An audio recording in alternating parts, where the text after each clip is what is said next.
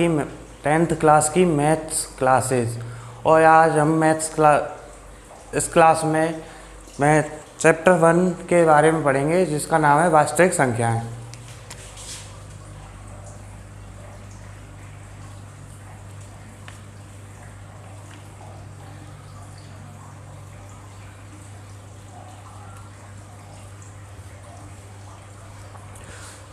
तो दोस्तों, वास्तविक संख्याओं के बारे में तो आपने 9th क्लास में पढ़ाई होगा। हम यहाँ पर वास्तविक संख्याओं में एक टॉपिक पढ़ेंगे जिसका नाम है यूक्लिड विभाजन प्रमेय। यूक्लिड विभाजन प्रमेय की मदद से हमें कुछ क्वेश्चन को सॉल्व करना है। तो पहले जान लेंगे कि यूक्लिड विभाजन प्रमेय होती क्या है और उसकी मदद से क्वेश्चनों को कैसे सॉल्व किया जाता है। ठीक है, चलिए देखते हैं यूक्लिड विभाजन प्रमेय क्या होती है।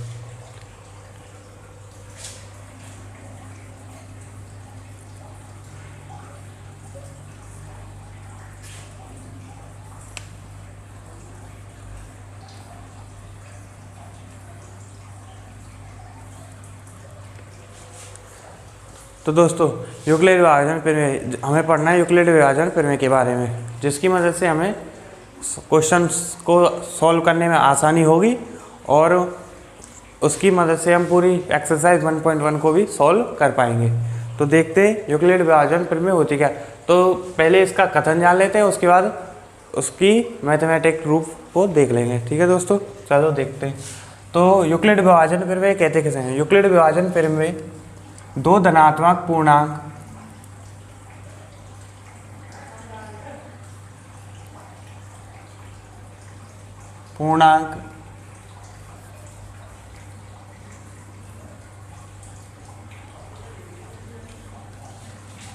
ए व बी।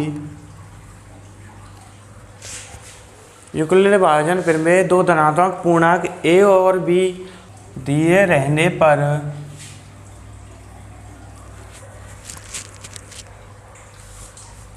दो धनात्मक पूर्णांक ए व बी दिए रहने पर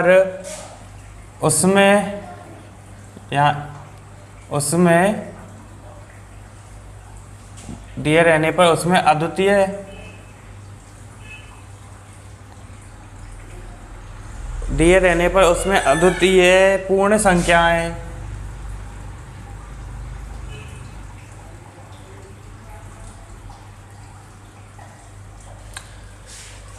Q व R विद्यमान हों।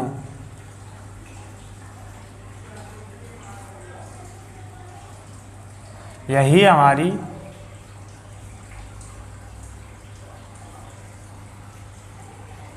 यूक्लिड विभाजन प्रमेय है। तो देखिए दोस्तों, हमने क्या जाना कि दो धनात्मक पूर्णांकों ए व बी के दिए रहने पर उसमें अद्वितीय पूर्ण संख्याएं Q व R विद्यमान हो तो उसे यूक्लिड विभाजन प्रमेय कहते हैं। ये तो हमारा इसका कथन था।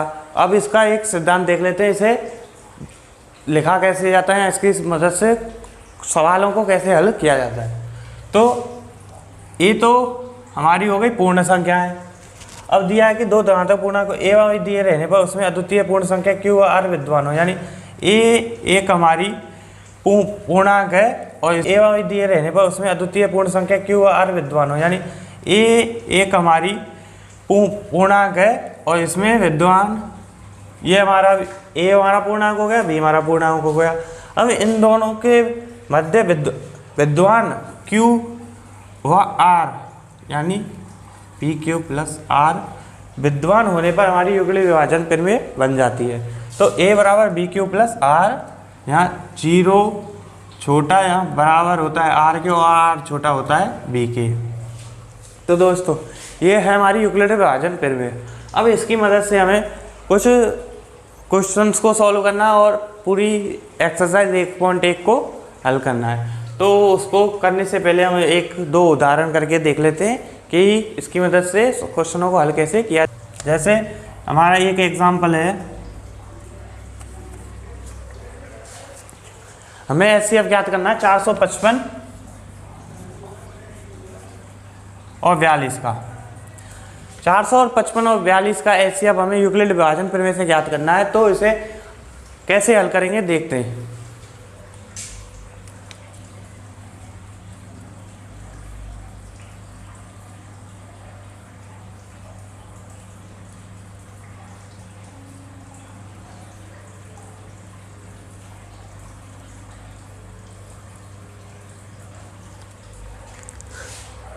तो दोस्तों जहाँ इसमें जो बड़ी संख्या होती है, सबसे बड़ी संख्या होती है, उसे हम a मान लेते हैं और जो छोटी संख्या होती है उसे हम b मान लेते हैं।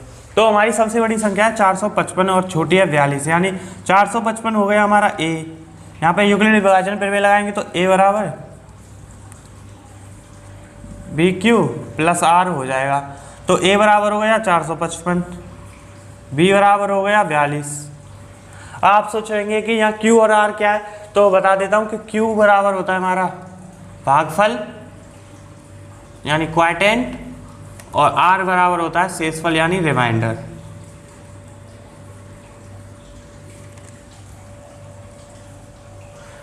चलिए दोस्तों अब इससे सॉल्व करते हैं। यानी हमारा 455 में 42 का भाग देने पर जो भागफल आएगा वो हमारा q हो जाएगा और जो शेषफल बचेगा वो हमारा r हो जाएगा।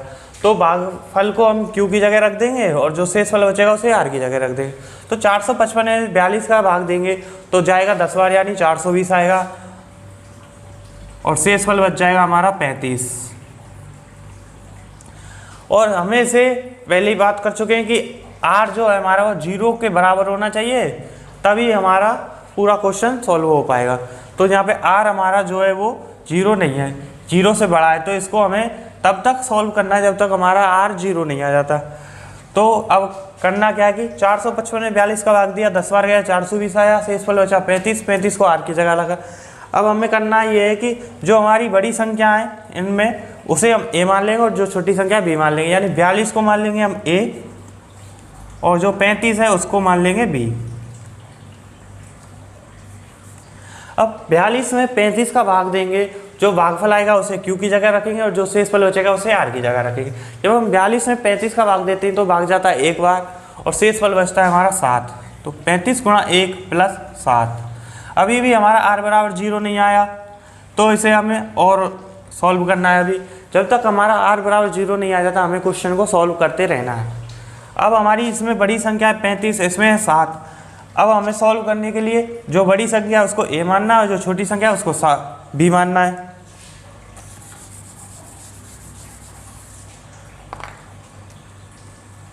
तो 35 हो गया हमारा a और जो 7 है वो हमारा हो गया b।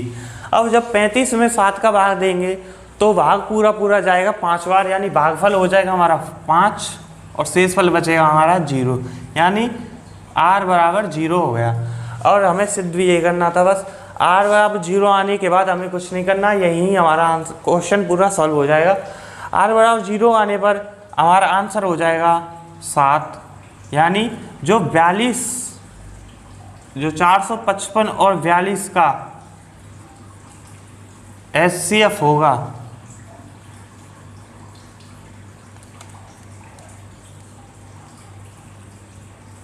वो 7 होगा।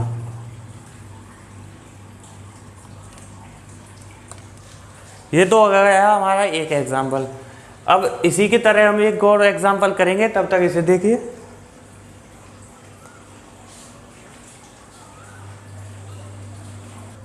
चलिए दोस्तों एग्जाम्पल नंबर 2 ले लेते हैं। तो एग्जाम्पल नंबर 2,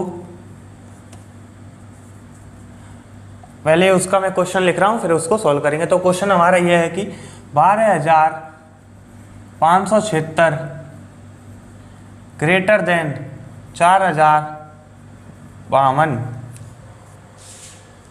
है। यानी 12,576 ग्रेटर देन 4,052 है। हमें 12,576 व 4,052 का यूक्लिड विभाजन प्रमेय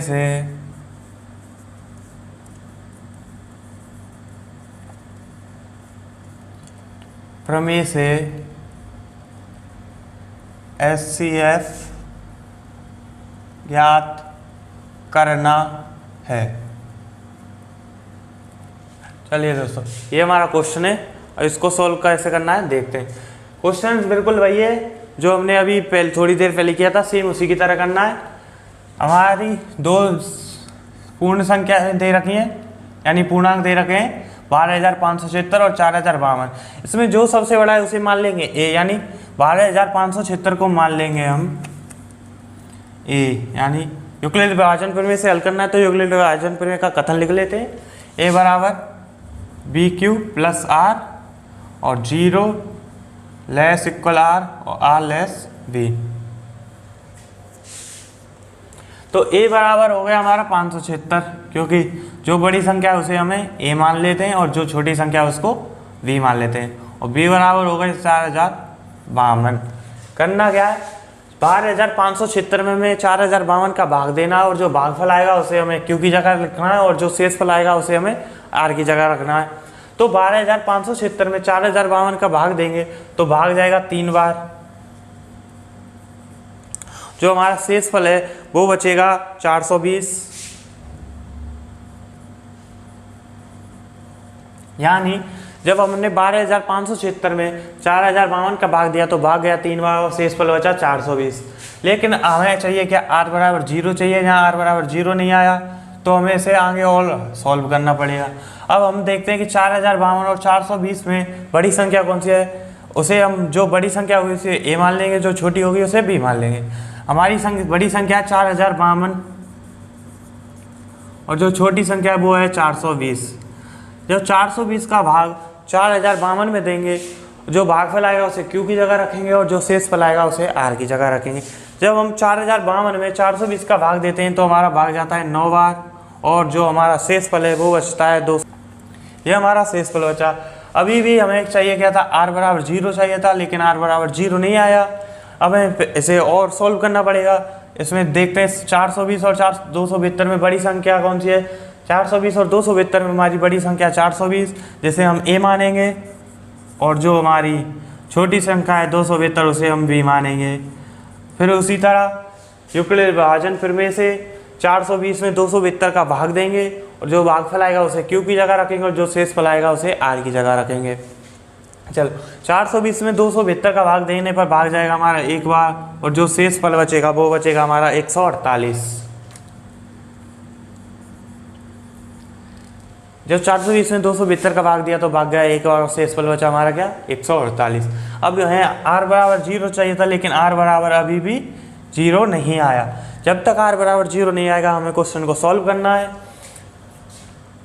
अभी 272 और 148 में बड़ी संख्या हमारी 272 को मान लेंगे ए और 148 को मान लेंगे बी।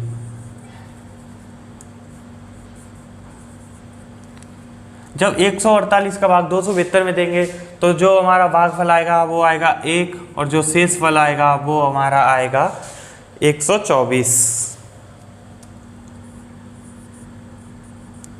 यानी 272 में 148 का भाग देने पर भाग गया 1 बार और शेषफल बचा हमारा 124।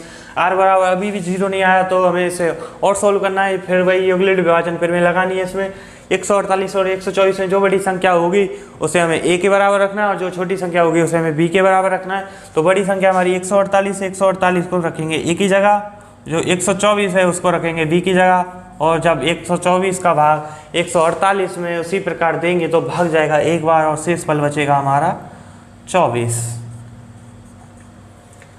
अभी भी हमारा आर बराबर 0 नहीं आया, हमें इसे और सॉल्व करना पड़ेगा जब तक आर बराबर 0 नहीं आया। तो देखते हैं 124 और 24 में हमारी बड़ी संख्या जो है वो 124, जिसे हमें ए की जगह रखना है, और छोटी संख्या 24 उसे हमें बी की जगह रखना है।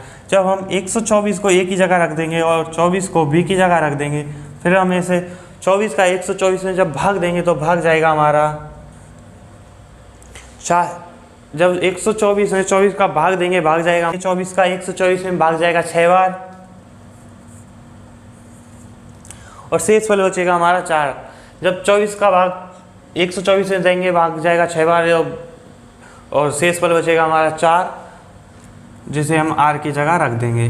अब ये देखिए दोस्तों, 124 में 24 का भाग दिया 6 बार गया, 4 शेषफल बचा, लेकिन आर बराबर 0 नहीं आया।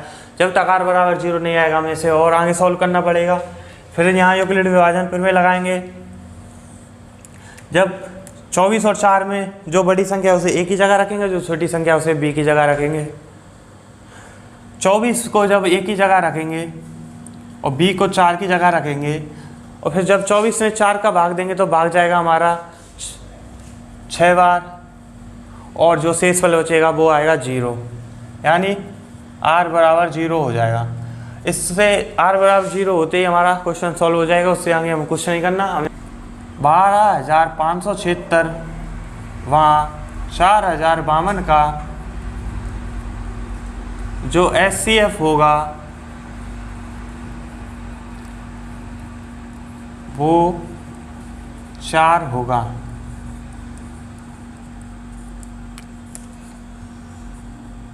बारह 12,576 का जो HCF हो क्वेश्चन था हमारा HCF ज्ञात करने का यूक्लिड विभाजन प्रमेय से।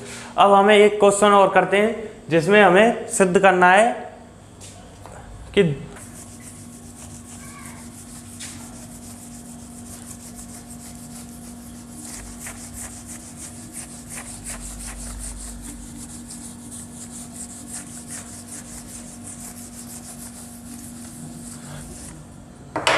दोस्तों ये तो था हमारा HCF ज्ञात करने वाला क्वेश्चन। चलिए दोस्तों एक क्वेश्चन और करते हैं जिसमें हमें दर्शाना है कि कोई भी धनात्मक पूर्णांक PQ प्लस R के रूप का होता है या नहीं। पहले हम उसका एक क्वेश्चन लिख लेते हैं, फिर उसे सॉल्व कैसे करना है देखेंगे। क्वेश्चन है हमारा, तो क्वेश्चन है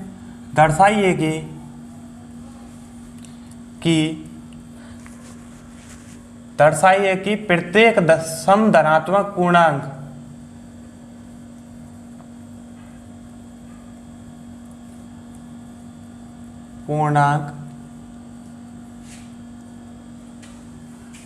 2Q के रूप का होता है तथा प्रत्येक विषम धनात्मक पूर्णांक 2Q प्लस 1 के रूप का होता है।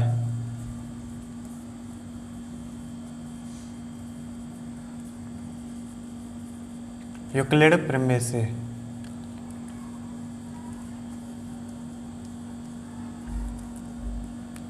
तो दोस्तों हमें उस क्वेश्चन को भी यूक्लिड प्रमेय से सिद्ध करना है। तो पहले हम यूक्लिड प्रमेय के बारे में जान लिया है, उस कथन को लिख लेंगे हल करने से पहले।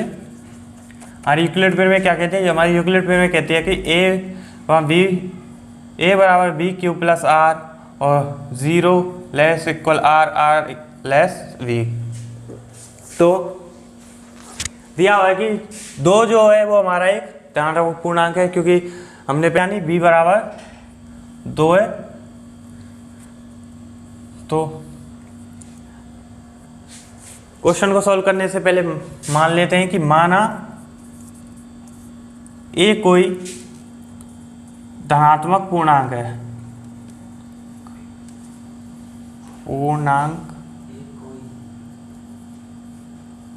ए कोई धनात्मक पूर्णांक है। मान लिया हमने कि माना ए कोई धनात्मक पूर्णांक है और बी बराबर 2 है।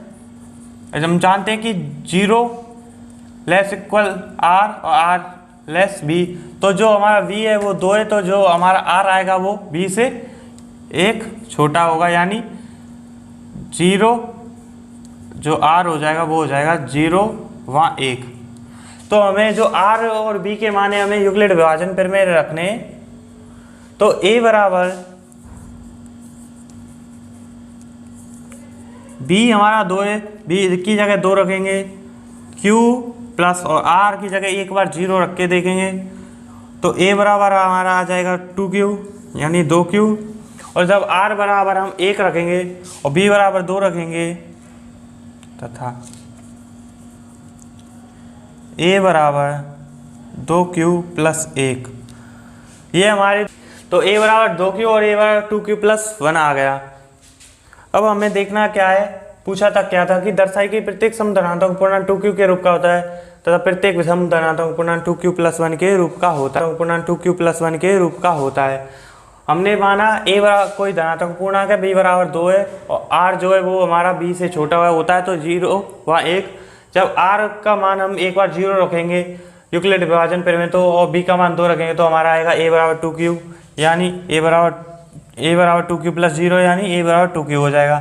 जब हम आर बराबर 1 और बी बराबर 2 रखेंगे यूक्लिड विभाजन प्रमेय फिर से, तो हमारा आ जाएगा ए बराबर 2q प्लस 1। जब हमारा इतना आ जाएगा तो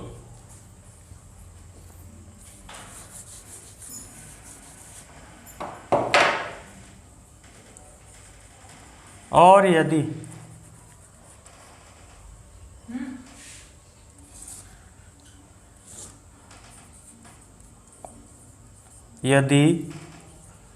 ए बराबर 2q है तो हम कह सकते हैं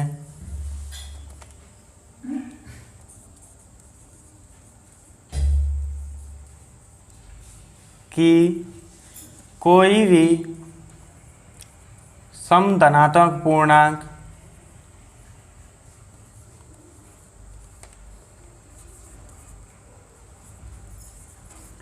टू क्यू के रूप का होगा।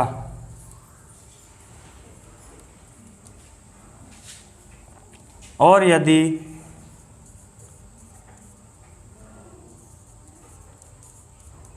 ए बराबर 2q प्लस 1 है तो हम कह सकते हैं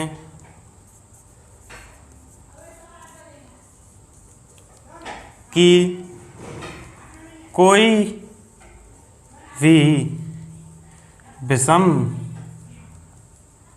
धनात्मक पूर्णांक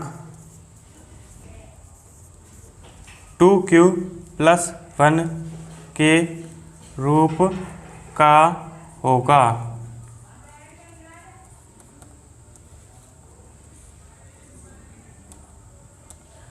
तो दोस्तों यही हमें सिद्ध करना था। चलो एक बार इसे फिर से देख लेते हैं। तो हमारा क्वेश्चन था कि दर्शाइए प्रत्येक सम धनात्मक पूर्णांक 2q के रूप का होता है तथा प्रत्येक विषम धनात्मक पूर्णांक 2q प्लस 1 के रूप का होता है। हमें इसे यूक्लिड विभाजन प्रमेय से सिद्ध करना था। हमारी यूक्लिड विभाजन प्रमेय ए बराबर बी क्यू प्लस आर और 0 less equal R less V. तो हमारा ए कोई धनात्मक पूर्णांक है, बी बराबर 2 और आर बराबर हमारा हो गया था 0 व 1, क्योंकि जो हमारा v है वो r से बड़ा है और v बराबर 2 है तो हमारा r हो जाएगा 0 व 1। अब a बराबर b बराबर 2 व 0 बराबर 1 r बराबर 0 रखेंगे तो हमारा आएगा a बराबर 2q प्लस 0, यानी a बराबर 2q। जब हम b बराबर 2 व r बराबर 1 रखेंगे तो हमारा आएगा a बराबर 2q प्लस 1। अतः हम कह सकते हैं कि और यदि a बराबर 2q आता है तो हम कह सकते हैं कि कोई सम धनात्मक पूर्णांक 2q के रूप का होगा। और यदि a बराबर 2q प्लस 1 आता है तो हम कह सकते हैं कि कोई भी विषम धनात्मक पूर्णांक 2q प्लस 1 के रूप का होगा, जो हमें सिद्ध करना था। चलिए दोस्तों, कल मिलते हैं फिर नई वीडियो के साथ। तब तक घर रहें, सुरक्षित रहें और ऑनलाइन क्लासेस लेते रहें, अपनी तैयारी करते हैं। धन्यवाद।